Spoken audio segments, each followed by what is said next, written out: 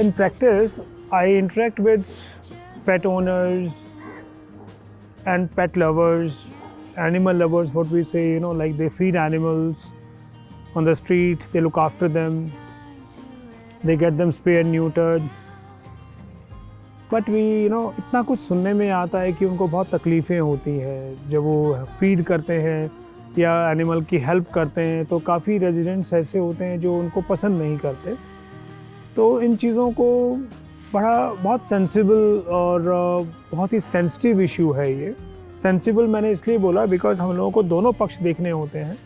जब फीड कर रहे होते हैं एनिमल, फीडर की भी उतनी ही जिम्मेवारी है जो एनिमल को फीड कर रहा है, एनिमल को जो बहुत तहे दिल से प्यार करते हैं, और जो दूसरे जो एनिमल्स को लाइक नहीं करते। पहली चीज़ तो हम यहाँ से शुरू करते हैं कि ये एनिमल, जब हम as a we are born, तो हम कभी एनिमल हेटर्स होते ही नहीं हैं। हर इंसान, मुझे लगता है जब वो पैदा होता है तो नेचर को प्यार करता है, और डॉग्स या कैट्स या वाइल्ड एनिमल, जो भी एनिमल्स है, I think is a part of the nature. But कोई ना कोई सिचुएशन या कोई ना कोई इंसिडेंट ऐसा हो जाता है अपनी लाइफ में जब हम उसको रिलेट करते हैं और उस चीज़ से हेट करने लग जाते हैं। ये सेम चीज़ एनिमल के साथ भी होती है, वो उसको कैरी करता है और ह्यूमन भी कैरी करता है। So nature goes parallel. और इसके अंदर होता क्या है कि जब हम धीरे धीरे बड़े होते हैं उन चीज़ों को भूलते नहीं है। सेम वे जब एनिमल भी ग्रो करता है, वो अपने बचपन का सड़क पे पैदा हुआ, किसी ने किक कर दिया, किसी ने फेंक दिया, किसी ने गाड़ी ने हिट कर दिया, वो हर चीज़ों को याद रखता है। और एक बीच में हम लोग निकल के आते हैं कि जो हम लोग उनको फीड करते हैं, वो केयर करते हैं, बिकॉज़ वो लव हमसे जाता नहीं है कभी, और हम धीरे धीरे उसको एनहांस 2+2+2+ होते होते वो बहुत आगे चला जाता है। अब समस्याएं आती हैं उसको बैलेंस करने की। एनिमल्स हैं, हमारे पार्ट हैं, हमारी सोसाइटी के हिस्सा हैं, हमारी लाइफ के हिस्सा हैं, वी कांट इग्नोर देम। लेकिन जैसे जैसे पॉपुलेशन बढ़ती है किसी सिटी की, बहुत से मैटर्स साथ साथ में इन्वॉल्व हो जाते हैं, इनकी पॉपुलेशन बढ़ना शुरू हो जाती है, ये लोग मल्टीप्लाई करते हैं बिकॉज़ इनको बहुत सी चीज़ें फीडिंग मिलती हैं, तो बहुत बहुत कंट्रोवर्शियल चीज़ें हैं, और इसके बीच में सफ़र कोई नहीं करता, केवल एनिमल सफ़र करता है। एक ईगो और एक ईगो कि मैं ये नहीं होने दूंगा, मैं ये करूँगा, ये अच्छा नहीं है, एक अच्छी सोसाइटी का हिस्सा नहीं है ये। हम लोगों को हर चीज़ बैलेंस करनी पड़ती है। नेचर अपने आप को, हर चीज़ को नेचर बैलेंस करता है। हमें भी वो चीज़ उससे सीखनी चाहिए, उस पार्ट से, कि हम इसको कैसे बैलेंस करें। और इसमें जितना हम लोग उसके बारे में अवेयर होंगे, जितना हमारी नॉलेज शेयरिंग होगी, जितना हम उसको एक दूसरे के साथ फैक्ट्स को शेयर करेंगे, तब हम एक कंक्लूजन पे पहुंच सकते हैं कि यस, वो हमारे साथ रह सकते हैं और जिम्मेवारी के साथ रह सकते हैं। अभी स्ट्रीट एनिमल्स की जो फीडिंग है, RWAs के बहुत सी कंप्लेंट्स हैं, लोग उनको हेट करते हैं। कुछ एनिमल लवर्स उनको फीड कर रहे हैं, उनको वो पसंद नहीं है। कुछ एक को ये होता है कि एक फ़ाइट शुरू हो जाती है आपस में, और वो फ़ाइट एनिमल तक सीमित नहीं रहती है, फिर इंडिविजुअल पर्सनल फ़ाइट हो जाती है। मुझे लगता है ये चीज़ें नहीं होनी चाहिए। हम एक दूसरे को अगर कहीं सोचें कि हम उसको एक बहुत नज़दीक आके टेबल पे बैठ के उसको बातचीत से रिजॉल्व हो जाती हैं। इसमें दोनों की जिम्मेवारियां हैं। जो उसको उस चीज़ को पसंद नहीं करता उसकी भी जिम्मेवारी है, और जो उसको पसंद करता है उसकी भी जिम्मेवारी है। देखिए, जब हम किसी भी चीज़ की जिम्मेवारी लेते हैं, रिस्पॉन्सिबिलिटी लेते हैं, फीडिंग की रिस्पॉन्सिबिलिटी तो मैंने और आपने ले ली, लेकिन उनका एंटी रेबीज़, उनका स्टरलाइजेशन, उनको प्रॉपरली डिवॉर्म करना, ये सब चीज़ें करना भी मेरी एक ड्यूटी बन जाती है। मैं ये नहीं कह रहा कि बहुत से सवाल आते हैं कि सर हमारे पास उतना पैसा नहीं होता, ये चीज़ें नहीं होती। बहुत सी NGOs हैं जो उसमें आपकी सपोर्ट कर सकते हैं। आप खुद अपने लेवल पे लोगों से ग्रुप्स बना के सपोर्ट ले सकते हैं, और लोग कर भी रहे हैं। आई थिंक जो मैं कह रहा हूँ उससे ज़्यादा लोग शायद कर रहे होंगे, लेकिन हम उस चीज़ को सपोर्ट कर सकते हैं एक दूसरे की मदद के साथ। इवन जो एनिमल्स सड़क पे हैं, आपने कभी सोचा है कि वो ऐसा क्यों हो गए हैं? एक बहुत बड़ा सवाल है कि ऐसा वो बिहेव क्यों करते हैं। They are not born with biting instincts, आपको चेज करने की इंस्टिंक्ट से नहीं हुए हैं। उनका नेचर है, किसी ने चलती हुई गाड़ी ने उसको हिट कर दिया, दे विल फाइंड, चलो उस गाड़ी के पीछे भागता हूँ, at least I will protect my self. It's a face of protection. किसी ने बच्चे ने हिट कर दिया, किसी ने झाड़ू से मार दिया, किसी ने डंडे से मार दिया, तो कोई झाड़ू वाली जा रही है, उसके हाथ में झाड़ू होगी तो वो उसको हिट करने लग जाएगा। किसी के हाथ में डंडा है, वो डंडे को उसकी मेमोरी उसकी वैसी की वैसी रहेगी, या डंडे से मेरे को चोट लगी थी तो will start growling that way. हम किसी भी एनिमल के पास अप्रोच करते हैं या जा रहे होते हैं, हम ये नहीं सोचते कि वो कैसे रिएक्ट करेगा, बिकॉज ना आपको पता है ना मुझे पता है कि उसकी लाइफ में क्या हुआ था। सो जो भी एनिमल फीडर है उसको भी इस चीज़ का शेयर करना चाहिए कि सर ये डॉग है ऐसा, बिकॉज जब तक हम आपस में बात नहीं करेंगे तो वो बेचारा शेयर कैसे करेगा उसके साथ। उसको मौका ही नहीं मिलता कुछ बात करने का, क्योंकि जो पसंद नहीं करता वो शुरू हो जाते हैं, और वो क्या बोलते हैं आपका जो फीड कर रहा है वो शुरू हो जाते हैं, वो एनिमल तो भूल जाते हैं। एनिमल बेचारा गया, मतलब वो कहते हैं हिंदी में कहते हैं तेल लेने, फिर वो आपस में लड़ाइयाँ शुरू हो जाती हैं। मुझे लगता है कि हम एक सेंसिबल पढ़े लिखे लोग हैं, सोसाइटी में रहते हैं, और हर चीज़ की रिस्पेक्ट करना हमारी ड्यूटी है। एक दूसरे का इंटरेस्ट भी रिस्पेक्ट करना है और एनिमल को भी हमें रखना है साथ में, बिकॉज आप एनिमल फ्री इस दुनिया में हो ही नहीं सकते, क्योंकि ये धरती में बैलेंस है, और ये बैलेंस हर चीज़ से होता है। हर चीज़ की उतनी ही वैल्यू है, एक कैट की भी उतनी ही रिक्वायरमेंट है जितनी एक डॉग की है, डॉग की भी उतनी रिक्वायरमेंट है जितनी एक बफलो की है, कैमल की है, एक बर्ड की है, एक ह्यूमन की। हर एनिमल की, हर चीज़ की एक वैल्यू है इस अर्थ के ऊपर। We have to respect that. We can't say कि हमें कुत्ते नहीं चाहिए, ऐसा नहीं हो सकता, हमें बिल्ली नहीं चाहिए, नहीं हो सकता। तो एक दूसरे को अंडरस्टैंड करने के लिए हमें वहाँ आपस में बैठ के बात करना, एनिमल्स के ज़रूरतों को समझना, एनिमल लवर्स को। अब सुप्रीम कोर्ट को बीच में आना पड़ा, देखिए ज़रा इस चीज़ के लिए। उसने ऑर्डर्स पास किए हैं कि आप एनिमल, जितने भी लोग एनिमल्स को फीड करते हैं, आप उनको रोक नहीं सकते। एक जगह उनकी डेडिकेट की है कि भई आप यहाँ खिलाइए। बहुत से ब्लॉक्स हैं, जैसे आपके एनिमल से ग्रुप्स हैं, अब एक ब्लॉक का ग्रुप एनिमल का वो बी ब्लॉक में जाएगा तो आपस में एक फाइट हो जाती है उन लोगों की। तो वो बेचारा एनिमल फीडर तो ए ब्लॉक में ही फीड करेगा, उनको बी ब्लॉक में ले जाके फीड करेगा तो क्या परेशानी होगी।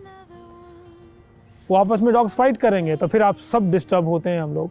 सो क्योंकि एनिमल अपना एक टेरिटरी में रहता है, उस टेरिटरी से वो बाहर जा ही नहीं सकता। जाएगा तो दूसरे उस पर अटैक करेंगे, वो इनसिक्योर फील करेगा, आपस में वो फाइट्स होंगी। सो एक सिस्टम है ये, उस सिस्टम से हम लोग भाग नहीं सकते। और आप ये सोचें कि भाई एनिमल वहाँ से हट जाएगा, इसका प्रोसेस है। वो प्रोसेस आता है जहाँ Animal Welfare Board of India ने सिस्टम बनाया हुआ है, animal birth control programme and anti rabies programme. जब भी आप एनिमल लवर्स वहाँ से उसको एनिमल को पिकअप करते हैं, वो NGOs में जाते हैं या डॉक्टर्स के पास जाते हैं, वो उनको न्यूटर करते हैं, जैसे हम स्टरलाइजेशन कहते हैं। स्पे और न्यूटर जो वर्ड है, फीमेल का स्पे बोलते हैं, मेल का न्यूटर बोलते हैं, जिसको हम जनरली कास्ट्रेशन वर्ड भी यूज़ करते हैं। जब आप इस डॉग को और कैट्स का स्टरलाइजेशन प्रोग्राम कंटिन्यूस रखेंगे काफ़ी सालों तक, और एंटी रेबीज़ साथ में लगता रहेगा उन लोगों का रेगुलर बेसिस के ऊपर।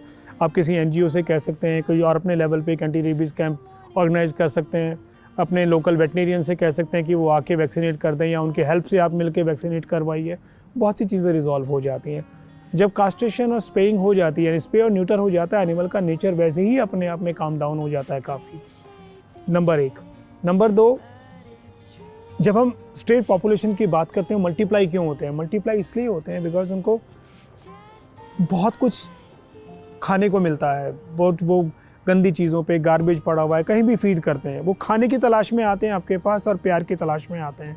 जब उनको खाना और प्यार मिल जाता है तो उनका रेजिडेंस वहीं हो जाता है, और उसमें जिम्मेवारी बनती है एनिमल जो लव करते हैं उनके, कि उस सोसाइटी में उसको स्प्रे करवाएं, न्यूटर करवाएं, वैक्सीनेट करवाएं। मैं दूसरी बार ये बात को रिपीट कर रहा हूँ बिकॉज हमारी भी जिम्मेवारी है।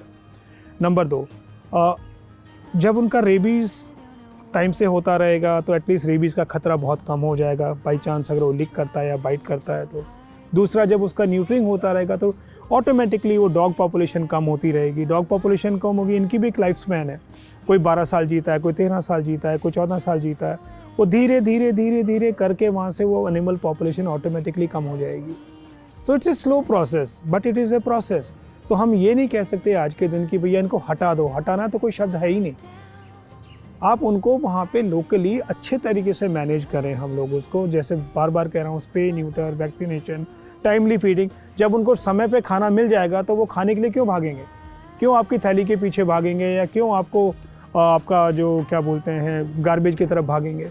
सो feeding them right and time makes them feel better, they feel good, reason उनको समय पे भोजन मिल रहा है, उनको समय पे पानी मिल रहा है, समय पे कोट्स मिल रहे हैं, सोने की जगह पर्टिकुलर होगी, वो आपको क्यों डिस्टर्ब करेंगे, क्यों परेशान करेंगे आपको।